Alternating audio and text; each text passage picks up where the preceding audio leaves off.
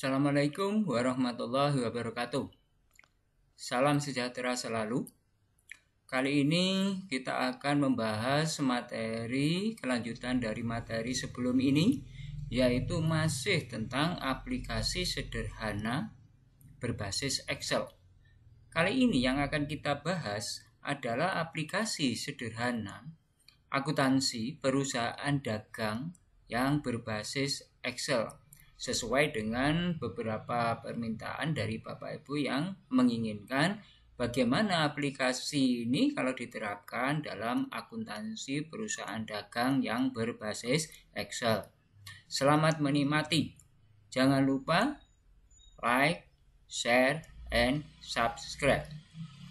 Bapak Ibu, seperti yang sering kali kami jelaskan bahwa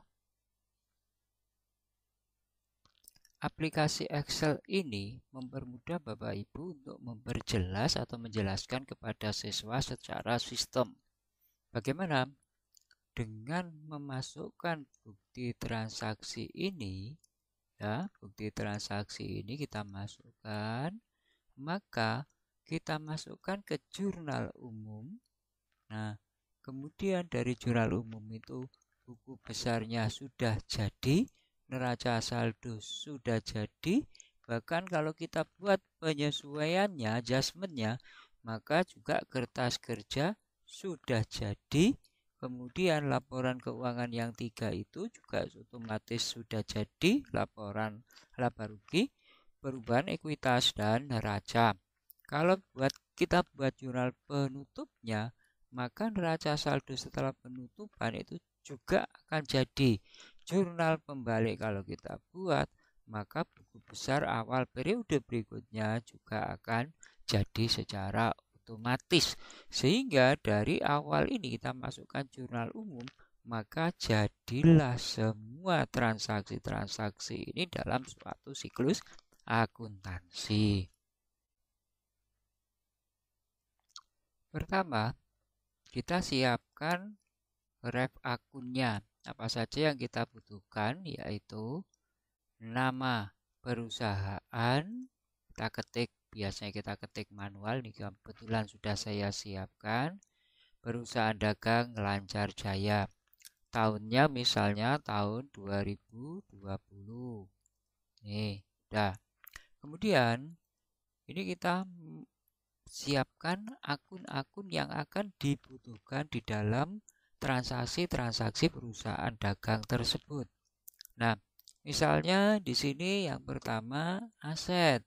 Ini untuk tipenya di sini HUMPB. Harta atau aset, utang kewajiban, modal atau ekuitas, pendapatan dan beban itu di sini. Sedangkan ini kolom namanya adalah yang pertama sekali nama kas. Oke. Nama kas.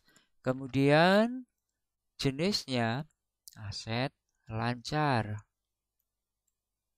Nomornya lupa kita beri tanda nomor 111. Nah, kalau semuanya kita ketik yang kita butuhkan, tampilannya akan seperti ini. Tampilannya seperti ini ya Bapak Ibu. Nah, kita masukkan semua ini untuk mempercepat saja dalam penjelasan kami. Setelah itu, kalau ini sudah selesai, maka data-data ini akan kita siapkan, sudah siap untuk masuk ke dalam jurnal. Jurnalnya akan masih kosong. Jurnal sudah kami siapkan, yaitu bulan Januari, Februari, Maret, April sampai dengan Desember. Kemudian neraca saldo sudah kita siapkan juga. Mula-mula ini tidak ada neraca saldo itu, nama-nama akun tersebut. Coba kita, misalnya kita del, ya. Nah, neraca kan belum ada.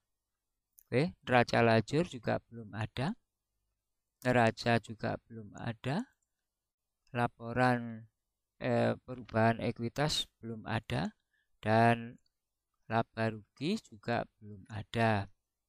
Belum ada Bapak Ibu ya. Kita lanjut. Pertama, kita lakukan transaksi. Oh ya, maaf, saya kembalikan. Tadi sudah ada kan namanya. Nah, kita kembalikan. Oke. Sekarang misalnya tanggal bulan 1 Januari kita isi. Pertama, untuk mengisi suatu siklus akuntansi itu supaya seimbang, pencatatan debit selalu bersaldo.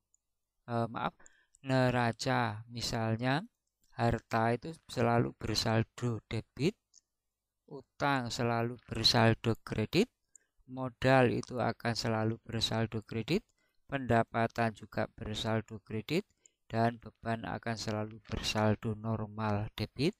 Maka sebaiknya kita masukkan dulu transaksi ini, yaitu berupa neraca awalnya. Kita masukkan ke dalam jurnal. Sekedar contoh, tanggal 1 Januari pertama kita masukkan neraca awalnya. Caranya yang ditulis adalah nomor akun sama angkanya saja. Ini yang saya blok ini. Yang sini tidak boleh diutak-atik karena ini sudah ada rumusnya. Kalau diutak-atik ya bubar. Kita masukkan. Lah ini. Saya ulang, yang dimasukkan ini kan tidak ada ya kasnya. Yang dimasukkan adalah nomor dan angka. Nah, kita cek ya. Betul ya. Misalnya ini sudah kita masukkan. Berarti ini kita berikan neraca awal keterangannya. Oke. Kita cek jumlahnya. Sama enggak? Nah, jumlahnya sama. Debit 132.600 dan kreditnya 132.600. Oke. Kita lanjutkan. Sekarang kita masukkan transaksinya tanggal 1 sampai berapa itu? 9 atau berapa di bawah ini. Oke. Kita masukkan. Pertama misalnya ada transaksi sebagai berikut. Tanggal 1 penjualan barang dagang secara kredit 8 juta rupiah. Maka jurnalnya adalah yaitu 113 dan 411, yaitu piutang dagang sama penjualan. Kemudian transaksi berikutnya kita lihat, saya berikan transaksi yang lengkap. Pengambilan barang dagang yang sudah dijual Rp500.000, berarti terjadi transaksi retur penjualan ya. Yaitu kita masukkan nomornya 412 dan 113. Nilainya adalah Rp500.000. Nah, cukup. Nah, ini sudah ada. Kemudian transaksi, oh iya, nomor tanggalnya saya lupa, ini tanggal 1, ini tanggal 2.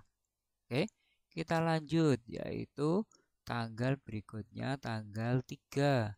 Tanggal 3 adalah sebagai berikut.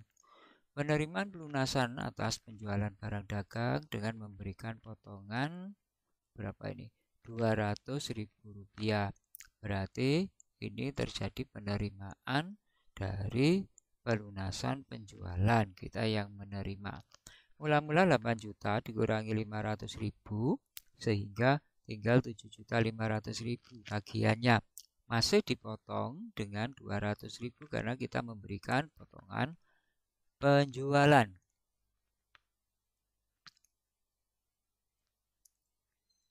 Jurnalnya seperti ini ya.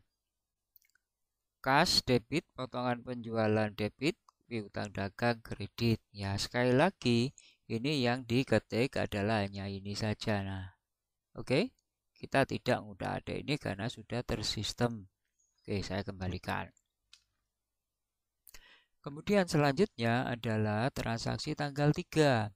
Tanggal 3 yaitu tanggal 4, maaf, pembelian barang dagang secara kredit 5 juta rupiah. Pembelian ya, kita masukkan jurnalnya demikian tanggal 3 yaitu 511 dan 211 pembelian debit, utang dagang, kredit 5 juta rupiah. Selanjutnya transaksi berikutnya yaitu transaksi tanggal 5.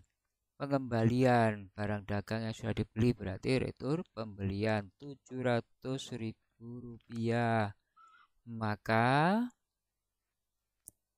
jurnalnya adalah debitnya 211 dan kreditnya 513, nilainya 700.000 rupiah terkait dengan retur pembelian secara kredit.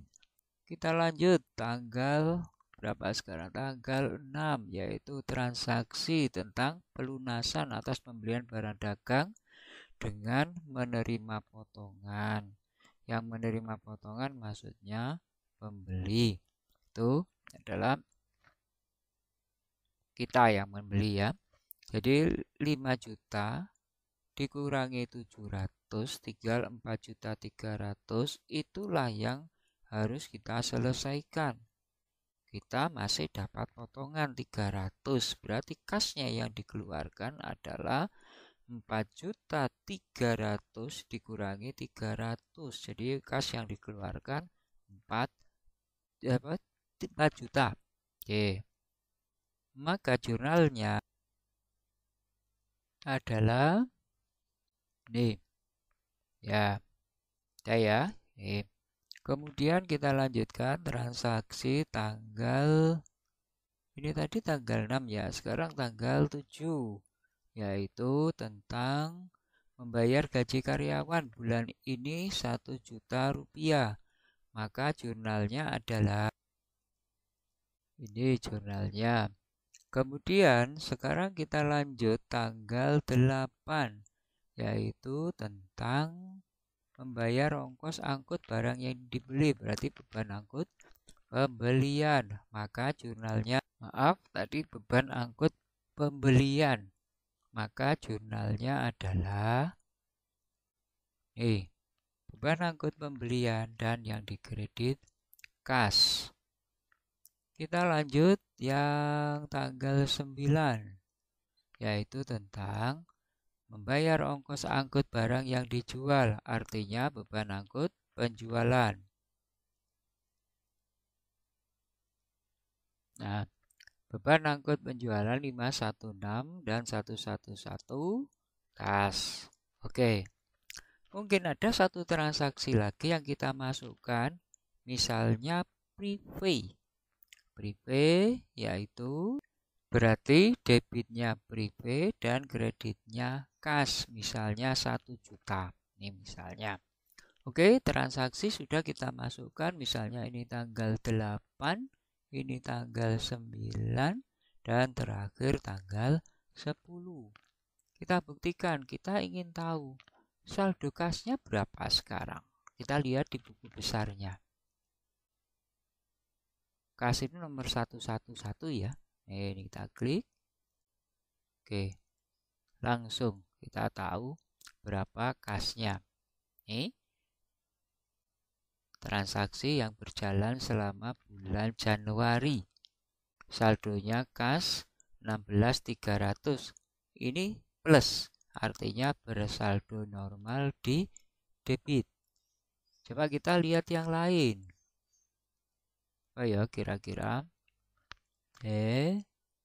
yang saldonya kredit debit itu adalah penjual pembelian. Ini pembelian. Ya, pembelian kita lihat nomor 511. Buku besarnya kita buka, yaitu 511. Oke. Nah, ini ya pembelian tanggal 4 terjadinya 5 juta rupiah.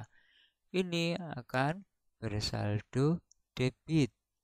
Oh, saya tadi ada yang lupa. Sekarang kita lihat yang saldo kredit. Nanti contoh modal Suryo 311. 311 ini kan bersaldo kredit. Kita lihat. Ini buku besarnya Bapak Ibu. 311. Oke, bersaldo kredit. Min dalam kurung artinya akan bersaldo kredit. Yang kas harta tidak mungkin bersaldo min, kecuali di dalam soal yang kita masukkan salah. Karena itu kita perlu mengantisipasinya adalah dengan cara bagaimana kita membuat neraca awalnya sesuai dengan saldo normalnya. Itu akan lebih aman kalau kita memberikan penjelasan ke anak-anak supaya konsep yang kita berikan selalu saldo normalnya betul, bukan hanya transaksi ini tok. Kalau transaksi ini, maka akan terjadi kebalikan-kebalikannya. Contoh ini kita lihat neraca saldonya. Nah, ini modal tidak ada, oke. Piutang dagang persediaan tidak ada. Ya, ini kebetulan saldonya juga sudah normal sampai prepay. Kebetulan tidak ada yang min, kebetulan saja. Oke, kita coba lagi ya. Mungkin ada yang bisa menyesatkan, bisa menyesatkan anak-anak ini. Tadi coba kita lihat neraca saldonya. Oke. Nah, ini coba kas bersaldo minus. Kan tidak mungkin saldo kas bersaldo minus, maka akan tombok itu. Ya, gambarannya seperti itu. Kita kembalikan lagi. Sekarang kita cek setelah buku besar neraca saldonya. Tadi waktu ini belum kita masukkan, Tadel ya. Mudah-mudahan tidak salah. Neraca saldonya ini kan belum ada angkanya. Neraca lajur kertas kerja juga belum ada angkanya. Nah, ini perlu saya jelaskan kenapa ini langsung NSD, tidak ada penyesuaian dan tidak ada neraca saldo sebelah kiri. Karena kita sudah pakai sistem ini. Neraca saldonya sudah tercantum di sini. Kemudian neraca lajurnya, penyesuaiannya bisa kita masukkan di jurnal. Bulan 12 kita bisa masukkan penyesuaian di sini bulan 12 sehingga ini tidak usah kita kasih neraca adjustment atau jurnal penyesuaian, sudah tersistem di sini sehingga angka di jurnal penyesuaian nantinya akan sudah masuk di sini setelah disesuaikan dengan transaksi akun-akun sebelumnya. Nah, ya. Itu yang perlu saya jelaskan. Ada dua kolom yang tidak kita masukkan di sini karena ini sudah sistem. Satu yaitu neraca saldo dan yang kedua ayat jurnal penyesuaian. Itu mohon dimaklumi ya. Oke. Ini kita kembali. Ini kosong. Neraca kosong. Laporan perubahan ekuitas kosong dan laporan laba rugi juga kosong. Kita buktikan sekarang. Dengan adanya kita memasukkan transaksi-transaksi tadi, nah ini lagi tadi, yuk. Kalau transaksi ini yang kita masukkan hanya di neraca awal, maka yang terjadi di neraca saldonya adalah ini, neraca awal.